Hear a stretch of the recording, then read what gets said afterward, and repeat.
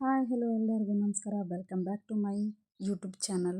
ಬನ್ನಿ, ನಾನು ಹಿಂದಿನ ವಿಡಿಯೋದಲ್ಲಿ ಎಂಬ್ರಾಯ್ಡ್ರಿ ಮಾಡೋದಕ್ಕೆ ಏನೇನೆಲ್ಲ ಬೇಕು ಜಿಗ್ಜಾಗ್ ಮಷಿನ್ಗೆ ಅಂತ ನಿಮಗೆ ಸಣ್ಣದಾಗಿ ವಿಡಿಯೋನ ಮಾಡಿ ಹಾಕಿದ್ದೆ.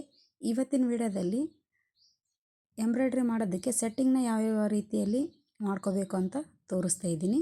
ಬನ್ನಿ, ನಾನಿಲ್ಲಿ ಸೀರೆನ ಪೀಕೋ ಮಾಡೋದಕ್ಕೆ ಪ್ರೆಷರ್ ಫುಟ್ ಹಾಕಿ ಹಾಗೆ ಬಿಟ್ಟಿದ್ದೆ. ಈಗ ಈ ಪ್ರೆಷರ್ ಫುಟ್ನ ಸ್ಕ್ರೂ ಡ್ರೈವರಿಂದ ತೆಗಿತಾ ಇದ್ದೀನಿ. ಮೇನಾಗಿ ನಮಗೆ ಎಂಬ್ರಾಯ್ಡ್ರಿ ಮಾಡೋದಕ್ಕೆ ಪ್ರೆಷರ್ ಫುಟು ಮತ್ತು ಒಳಗಡೆ ಹಲ್ಲಿರುತ್ತೆ, ಅದನ್ನು ತೆಗಿಬೇಕು. ತೆಗೆದ್ರೆ ಮಾತ್ರ ನಮಗೆ ಎಂಬ್ರಾಯ್ಡ್ರಿ ಹಾಕೋಕ್ಕೆ ಬರೋದು. ಈಗ ನಾನು ಯಾವ ರೀತಿಯಾಗಿ ಸೆಟ್ಟಿಂಗ್ನ ಮಾಡ್ಕೋಬೇಕು ಅಂತ ಏನೇನೆಲ್ಲ ತೆಗಿಬೇಕು ಅಂತ ತೋರಿಸ್ತಾ ಇದ್ದೀನಿ ನೋಡಿ. ಇದೇ ಸ್ಯಾರಿ ಪಿಕೋ ಮಾಡೋದು ಪ್ರೆಷರ್ ಫುಟು. ಈಗ ಪ್ರೆಷರ್ ಫುಟ್ ತೆಗ್ದಾಗಿದೆ. ಮತ್ತು ಒಂದು ಸ್ಕ್ರೂ ಇರುತ್ತೆ, ಆ ಪ್ರೆಷರ್ ಫುಟು ಟೈಟ್ ಮಾಡೋದಕ್ಕೆ ಸ್ಕ್ರೂ ಇರುತ್ತೆ, ಅದನ್ನು ಕೂಡ ತೆಗಿತಾ ಇದ್ದೀನಿ. ನೀವೇನಾದರೂ ಹೊಸ ಮಿಷಿನು ತೊಗೊಂಡ್ರೆ ಜಿಗ್ಜಾಗ್ ಮಷಿನ್ ಅಂಗಡಿಯಲ್ಲಿನೇ ಕೇಳಿಕೊಂಡು ಸೆಟ್ ಮಾಡ್ಕೊಳ್ಳಿ. ನಾವು ಹೊಸ ಮಿಷಿನು ಮನೆಗೆ ತೊಗೊಂಡು ಬಂದಮೇಲೆ ಈ ರೀತಿ ಸೆಟ್ಟಿಂಗ್ ಎಲ್ಲ ಮಾಡ್ಕೋಬೇಕಾದ್ರೆ ಬರಲ್ಲ. ಯಾಕೆ ಅಂದರೆ ಫಸ್ಟ್ ನಾವು ಹೊಸ ಮಿಷಿನ್ ತೊಗೊಂಡಾಗ ಒಳಗಡೆ ಹಲ್ಲಿಗೆ 2 ಸ್ಕ್ರೂ ಕೊಟ್ಟಿರ್ತಾರೆ, ಅದನ್ನು ನಾವು ಮನೇಲಿ ತೆಗಿಯೋಕ್ಕೆ ಬರಲ್ಲ. ನಾನು ಕೂಡ ಹೀಗೆ ಮನೆಯಲ್ಲಿ ತೆಗಿಯೋಕ್ಕೆ ಟ್ರೈ ಮಾಡಿದೆ, ಆದರೆ ಬರಲಿಲ್ಲ. ಯಾಕೆ ಅಂದರೆ ಅದು ಫುಲ್ಲು ಟೈಟಾಗಿ ಸೆಟ್ಟಿಂಗು ಮಾಡಿರ್ತಾರೆ ಅವರು. ಅದಕ್ಕೆ ನಾನು ಮತ್ತೆ ಮಷಿನ್ ಅಂಗಡಿಗೆ ಹೋಗಿ ಆ ಸ್ಕ್ರೂನ ನಾನು ಎಂಬ್ರಾಯ್ಡ್ರಿ ಮಾಡೋದಕ್ಕೆ ತೆಗಿಯೋಕ್ಕೆ ಬರಬೇಕು, ಮತ್ತು ನಾನು ಪಿಕೋ ಫಾಲ್ ಮಾಡೋಕ್ಕೂ ಹಾಕೋಕ್ಕೆ ಬರಬೇಕು ಅನ್ನೋ ರೀತಿಯಾಗಿ ಸ್ಕ್ರೂನ ಲೂಸ್ ಮಾಡಿಸ್ಕೊಂಡು ಬಂದೆ.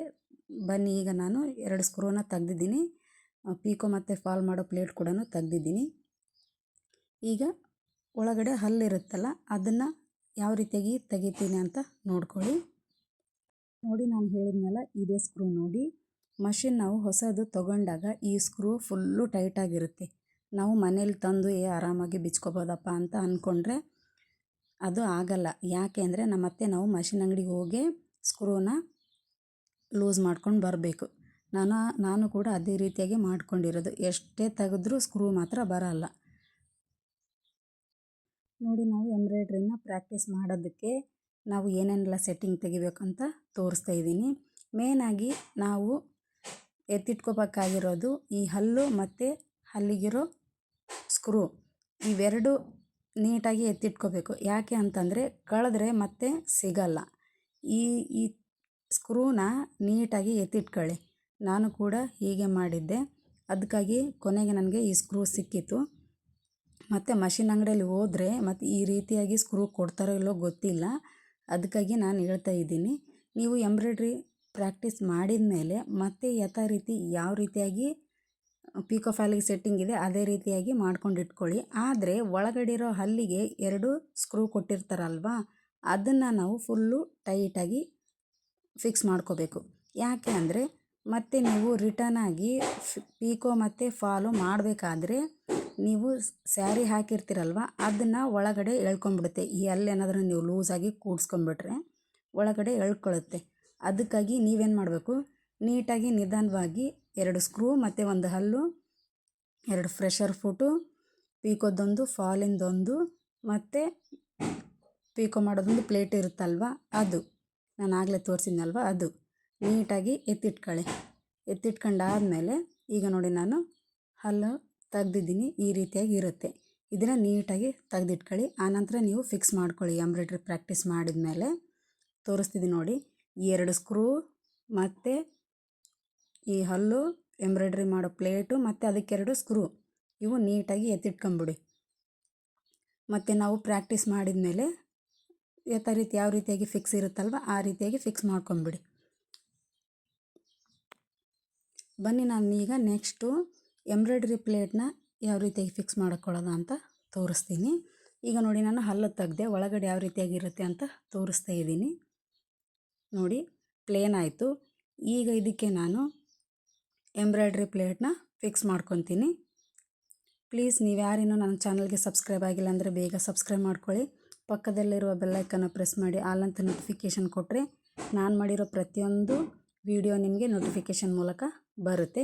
ಬನ್ನಿ, ಈಗ ನಾನು ಎಂಬ್ರಾಯ್ಡ್ರಿ ಪ್ಲೇಟ್ನ ಫಿಕ್ಸ್ ಮಾಡಿದ್ದೀನಿ. ಇದಕ್ಕೆ ಈಗ ಸ್ಕ್ರೂನ ಹಾಕ್ತೀನಿ. ಅದೇ ನಾನು ಹೇಳಿದ್ನಲ್ಲ ಮೊದಲೇ 2 ಸ್ಕ್ರೂ ಇರುತ್ತಲ್ಲ ಪ್ಲೇಟಿಗೆ, ಅದೇ ಸ್ಕ್ರೂನೇ ಇದಕ್ಕೆ ಫಿಕ್ಸ್ ಮಾಡ್ಕೋಬೇಕು. ಈಗ ನಾನು 2 ಸ್ಕ್ರೂನ ಫಿಕ್ಸ್ ಮಾಡ್ತಾಯಿದ್ದೀನಿ. ಸ್ವಲ್ಪ ಟೈಟಾಗಿಯೇ ಮಾಡ್ಕೊಳ್ಳಿ, ಆಮೇಲೆ ತೆಗಿಯೋಕ್ಕೆ ಬರುತ್ತೆ. ನೀವು ಫಾಲು ಮತ್ತು ಪೀಕೋ ಹಾಕಬೇಕಾದ್ರೆ ತೆಗಿಯೋಕ್ಕೆ ಬರುತ್ತೆ. ಈಗ ಇನ್ನೊಂದು ಸ್ಕ್ರೂನು ಹಾಕಿ ಸ್ಕ್ರೂ ಡ್ರೈವರಿಂದ ನೀಟಾಗಿ ಫಿಕ್ಸ್ ಮಾಡ್ಕೊಂಬಿಡ್ಬೇಕು. ನೋಡಿ, ಸುಮ್ಮನೆ ಖಾಲಿ ಕೂಡೋದೇನಿದೆ ಮನೇಲಿ, ಯಾವುದಾದ್ರೂ ಒಂದು ಏನಾದರೂ ಹೆಣ್ಮಕ್ಳು ಮಾಡ್ತಾನೆ ಇರಬೇಕು ಅಲ್ವಾ. ಅದಕ್ಕಾಗಿಯೇ ನಾನು ಕೂಡ ಸುಮ್ಮನೆ ಕೂಡಲ್ಲ, ಏನಾದರೂ ಒಂದು ಮಾಡ್ತಾನೇ ಇರ್ತೀನಿ. ಹೀಗಾಗಿ ನಾನು ಕೂಡ ಮನೇಲಿ ಜಿಗ್ಜಾಗ್ ಮಿಷಿನ್ ಇದೆ, ಅದಕ್ಕೋಸ್ಕರನೇ ನಾನು ಈ ರೀತಿಯಾಗಿ ಸೆಟ್ಟಿಂಗ್ ಮಾಡಿಕೊಂಡು ಎಂಬ್ರಾಯ್ಡ್ರಿನ ಪ್ರಾಕ್ಟೀಸ್ ಮಾಡ್ತಾ ಇರ್ತೀನಿ. ಇದು ಅಲ್ಲದೆ ಮತ್ತು ನಾನು ಬ್ಲೌಸ್ ಕೂಡ ಹೊಲಿತೀನಿ, ಮತ್ತು ಆರಿ ವರ್ಕ್ ಕೂಡ ಫೋನ್ ನೋಡಿಕೊಂಡೆ ಮನೇಲಿ ಅದನ್ನು ಕೂಡ ಟ್ರೈ ಮಾಡ್ತಾಯಿದ್ದೀನಿ. ನೋಡಿ, ಈಗ ಇದು ಎಂಬ್ರಾಯ್ಡ್ರಿಗೆ ಪ್ಲೇಟು ಫಿಕ್ಸ್ ಆಯಿತು.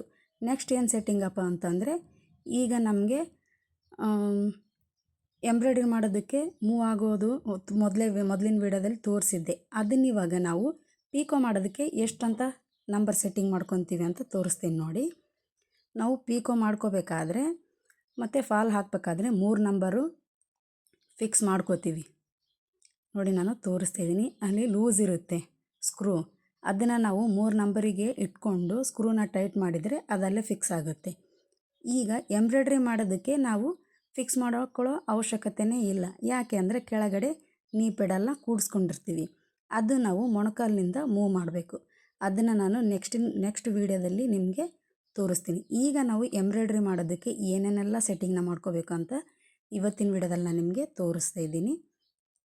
ನೆಕ್ಸ್ಟ್ ವೀಡಿಯೋದಲ್ಲಿ ಥ್ರೆಡ್ ಯಾವ ರೀತಿಯಾಗಿ ಹಾಕಬೇಕು, ಯಾವ ಥ್ರೆಡ್ ಹಾಕಿದರೆ ಹೇಗೆ ಎಂಬ್ರಾಯ್ಡ್ರಿ ಮಾಡೋಕ್ಕೆ ಬರುತ್ತೆ ಅಂತ ತೋರಿಸ್ತೀನಿ. ನಾವು ಈಗ ಈ ಸೈಡಲ್ಲಿರೋದು ಕೂಡ ಪೀಕೋ ಮಾಡೋದಕ್ಕೆ 3 ನಂಬರ್ ಇಟ್ಕೋತೀವಿ, ಫಾಲ್ ಹಾಕೋದಕ್ಕೆ 2 ನಂಬರ್ ಇಟ್ಕೋತೀನಿ ನಾನು.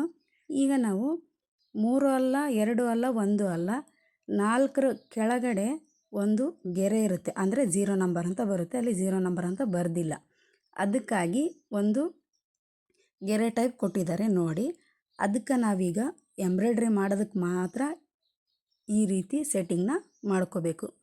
ಮಿಡಲಲ್ಲಿ, ಮೇಲ್ಗಡೆ ಅಲ್ಲ, ಕೆಳಗಡೆ ಅಲ್ಲ, ಮಿಡಲಲ್ಲಿ.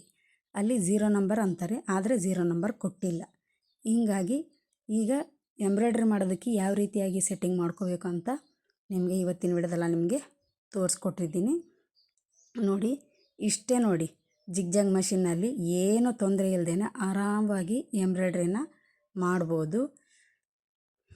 ಈ ವಿಡಿಯೋ ನಿಮಗೇನಾದರೂ ಇಷ್ಟ ಆದರೆ ಪ್ಲೀಸ್ ಲೈಕ್ ಮಾಡಿ, ಬೇರೆಯವ್ರಿಗೆ ಶೇರ್ ಮಾಡಿ. ಹಾಗೆ ನಿಮಗೇನು ಅನ್ನಿಸ್ತು ಅಂತ ಕಮೆಂಟ್ ಬಾಕ್ಸಲ್ಲಿ ಕಮೆಂಟ್ನ ನನಗೆ ಮಾಡಿ.